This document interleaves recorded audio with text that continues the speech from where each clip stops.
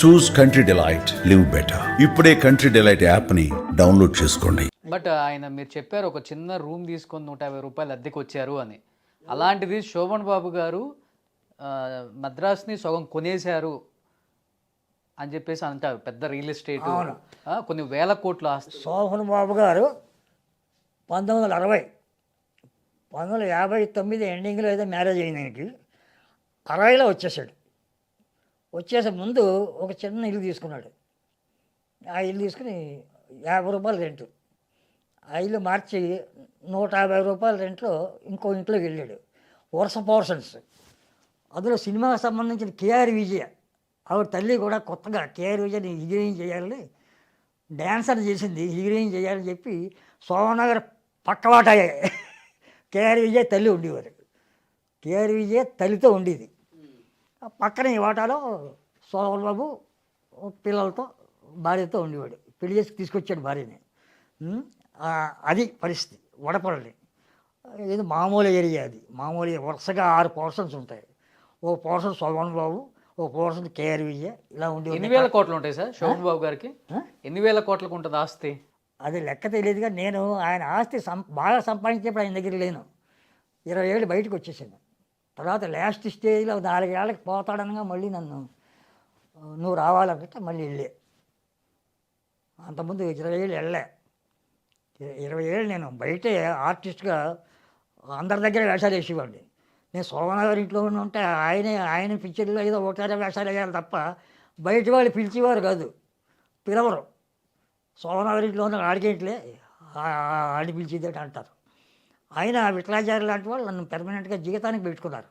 నాకు monthly salary, డిస్కషన్లో కూర్చుంటాను, స్టోరీ డిస్కషన్స్లో. విఠలాచార్య గారు జగన్మోహన్ సినిమా నేను చెప్పిందే, నాది కాదు.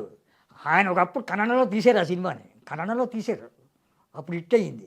కాకపోతే ఆ జగన్మోహన్ వేరు. అందులో హీరోయిన్ ఒకతే దెయ్యం, ఇక్కడ మొత్తం దెయ్యారు, అందరు దెయ్యాలే అని చేయమని చెప్పాను. దెయ్యాలు ఎక్కువ పెట్టండి. తర్వాత ఇంకా మీరు బయటకు వచ్చి సినిమాలు చేసేసారు. ఇంకా మీరు సోమవారం పిక్చర్ తక్కువ చేశాను. కృష్ణ గారి పిక్చర్లో అది చేసేసేవాడిని.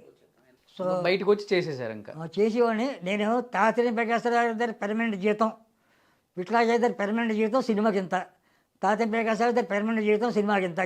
జీతం ఇంపార్టెంట్. సినిమాలో ఏదో 3 సీన్లు 4 సీన్లు ఇస్తే దాంతో మనకు గడవదు.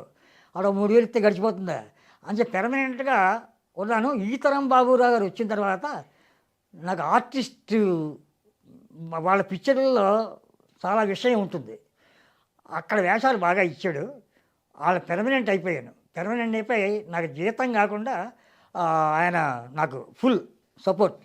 ఆయన సినిమాలన్నీ చేశాను. టీ కృష్ణ దగ్గర చేశాను. ఆయన చనిపోయిన తర్వాత ముత్యాల సుబ్బయ్య గారు నన్ను ఎంకరేజ్ చేసి, మెడ్రాస్ నుంచి ఇండస్ట్రీ వెళ్ళిపోయిన తర్వాత కూడా ముత్యాల సుబ్బయ్య గారు, ఈతరం బాబురావు గారు నన్ను ఎంకరేజ్ చేసి హైదరాబాద్ తీసుకొచ్చి నన్ను లాడ్జ్ పెట్టి, లాడ్జ్లో నాకు అన్నీ చూసి మళ్ళీ నేను జాగ్రత్తగా పంపించేవారు. తర్వాత అలాగా 10 ఏళ్ళు వచ్చారు. 10 ఏళ్ళు 7 ఏళ్ళు వచ్చిన తర్వాత ఇంకా మానేయండి, రెస్ట్ తీసుకున్నారు. నేను ఇంక వద్దు, ఎందుకంటే అక్కడే ఉన్నారు. నా బోటి నేనే మహానటుడు కాదు, నన్ను 1000 సినిమాలు పూర్తయిపోయి నేను అక్కడే బతుకుతాను. రామారావు గారు కూడా నాకు రమ్మన్నారు. రామారావు గారు కూడా రాజకీయంలోకి రానన్నాను. నాకు రాజకీయం పడదు, విరోధం అవుద్ది. ఆ రాజకీయ నాయకులు ఏదో పని చేసి పెట్టమంటారు, రామారావు గారితో లంచం ఇస్తానంటారు, అది నాకు కిట్టదు. రామారావుకి పుచ్చుకున్నానంటే రామారావు తెలుస్తుంది, గెట్ అవుట్ అని కొట్టినా కొడతాడు, బయట దోసేస్తాను, నా కెరీర్ అంతా పోద్ది. రామారావు గారు నన్ను మా పెద్ద అబ్బాయి రామకృష్ణ నువ్వే అన్నాడు.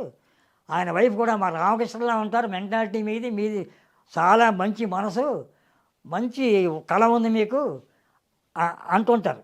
తర్వాత రామారావు గారి చేత నేను తీయించిన సినిమాలు వీరబ్రహ్మం గారి చరిత్ర. రామారావు గారిని ముసలి వేషం వేసి యంగ్ హీరో వేస్తూ ముసలి వేషాలు వేయాలి మీరు, యంగ్ హీరోగానే పనికిరారు, ఇంకా అది ఫోకస్ తగ్గుతోంది.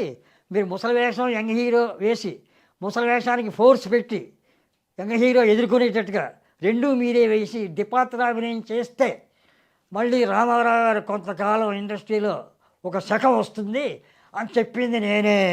సార్ అంత మంచి క్యారెక్టర్లు చేశారు రామారావు గారు, నాగేశ్వరరావు గారు అంటుంటారు అందరూ. ఎందుకు జమున గారిని బైకాట్ చేశారు?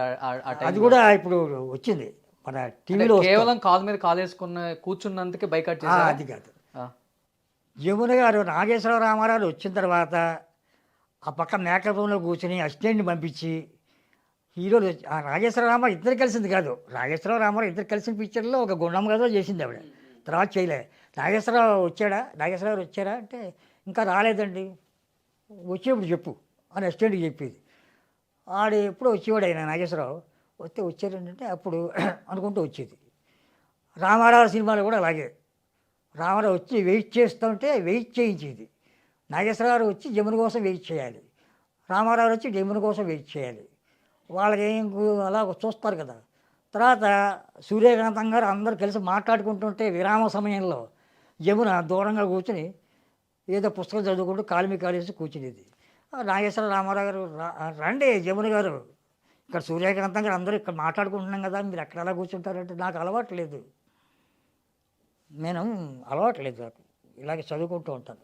దానివల్ల బైకట్ చేసి ఇవన్నీ 3 ఏళ్ళు చూశారు. 3 ఏళ్ళు చూశారు. ఇంకా భరించలేకపోయారు. భరించలేక ఇద్దరు కూడబలుక్కుని మనం యాక్ట్ చేయకూడదు అనుకున్నారు. అలాగే వాళ్ళిద్దరు కూడబలుక్కునేవారు. రేటు పెంచారు. మూగ మనుషులకు పెంచాడు నాగేశ్వర గారు 40,000 తీసుకున్నాడు మూగ మనుషులకి. అంతకుముందు 25,000 అలాగే తీసుకున్నాడు. ఇద్దరులో ఎవరికి ఎక్కువ హైయెస్ట్ రెమ్యునరేషన్, రామారావు గారికి నాగేశ్వరరావు గారికి? రామారావు గారికి ఎక్కువ. ఆయనకి రెమ్యునరేషన్ అడ్వాన్స్ ఎలా ఇవ్వాలంటే పెద్ద కొత్త బాక్స్ కొని, బాక్స్లో కొత్త నోట్లు అయితే పర్వాలేదు, లైన్ నోట్లు. ఎంఎస్ రెడ్డి గారు అలా ఇస్తుండేవాడు. ఓకే, అయ్యా కొత్త బాక్సు కొత్త లైన్ నోట్లు, లైన్ మారకుండా.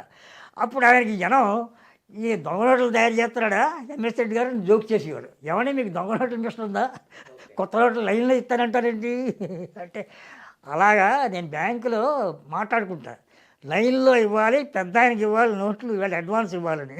ఆ అడ్వాన్స్ తీసుకొస్తే ఆయనకి బెల్లగొట్టి 2 టీ అంటాడు రామారావు గారు.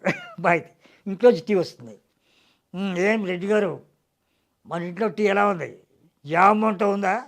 అయ్యి బాబా మీ ఇంట్లో టీ తాగితే మళ్ళీ ఇంక తాగక్కర్లేదండి అనేవాడు. వాళ్ళిద్దరే తాగుతారు. అంతకుముందు వచ్చిన ప్రొడ్యూసర్ కూడా అక్కడ కూర్చుంటాడు. వాడు రెగ్యులర్గా వచ్చి ప్రొడ్యూసర్. సుమన్ టీవీలో మీ పర్సనల్ అండ్ బిజినెస్ ప్రమోషన్స్ కోసం కింది నెంబర్కి కాంటాక్ట్ చేయండి.